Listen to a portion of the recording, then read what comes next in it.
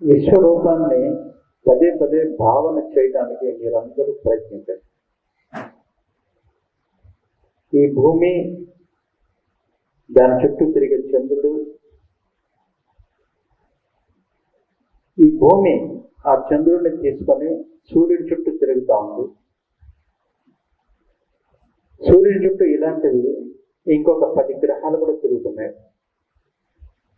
వాటన్నిటికీ చంద్రుళ్ళు ఉన్నారు, కొన్నిటికి లేదు. ఏదైనప్పటికీ ప్రతిదీ బంతిలాగా ఉన్నది, ప్రతిదీ ఆత్మ ప్రదక్షిణ చేస్తుంది. ప్రతిదీ ఇంకొక జాతి చుట్టూ తిరుగుతూ ఉంటే అవి రెండు వెళ్ళి ఇంకా దేని చుట్టూనో తిరుగుతున్నాయి. యూనివర్స్ అంతా ఇదే క్రమం నడుస్తూ ఉన్నది. ఏదైనా గిరగిర తిరగడం తప్ప ఇంకొకటి లేదు ఈ సృష్టిలో. సూర్యుడు ఆత్మ ప్రదక్షిణ చేస్తూ ఉంటే ఆత్మ ప్రదక్షిణ చేస్తున్న ఒక 9 గ్రహాలు లేక 10 గ్రహాలు సూర్యుడి చుట్టూ తిరుగుతూ ఉన్నాయి. ఈ మొత్తాన్ని మనం సోలార్ సిస్టమ్ అనుకున్నట్లయితే ఇట్లాంటి సోలార్ సిస్టమ్స్ 1,00,000 కోట్లు ఉన్న మన గెలాక్సీ, ఈ గెలాక్సీలో ఉన్న ప్రతి నక్షత్రం ఆత్మ ప్రదక్షిణ చేస్తుంది. చాలా నక్షత్రాల చుట్టూ గ్రహ వ్యవస్థలు ఉన్నాయి. వాటిలో జీవరాశులు ఉండొచ్చు, లేకపోవచ్చు. ఈ గెలాక్సీ మొత్తం మళ్ళీ ఆత్మ ప్రదక్షిణ చేస్తున్నది.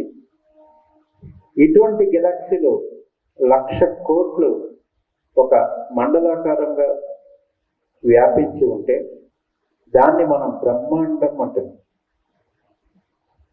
చంద్రుడికి భూమికి మధ్యలో ఆకాశం ఉన్నట్టు సైన్స్ ఆకాశాన్ని శూన్యం అంటుంది. దాన్ని మీరు ఎప్పుడు శూన్యముగా భావించదు.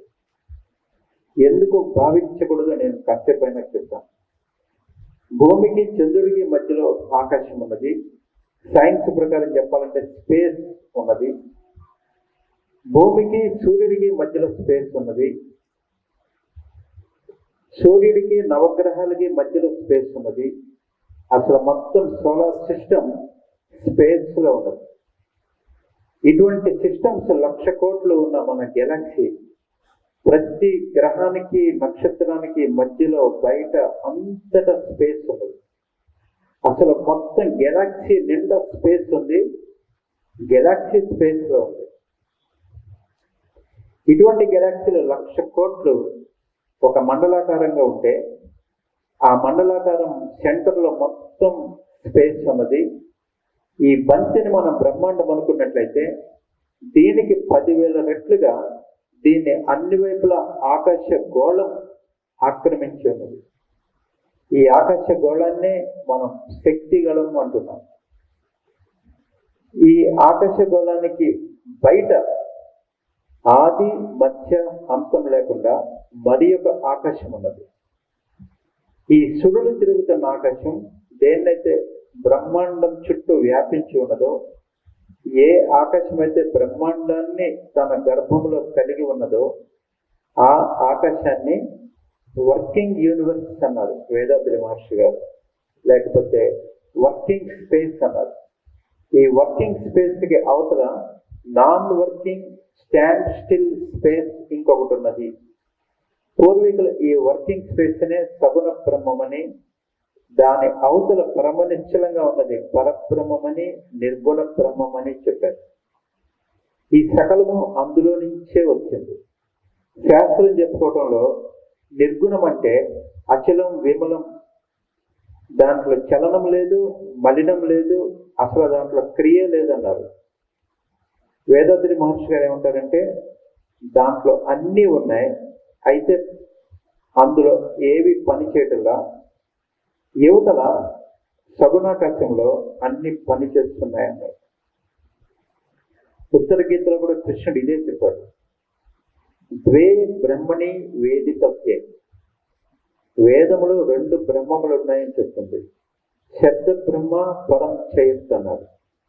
ఇప్పుడు నేను చెప్పిన బ్రహ్మాండాన్ని ఆవరించుకుని ఉన్నది శబ్ద బ్రహ్మం అంటే సగుణ బ్రహ్మం.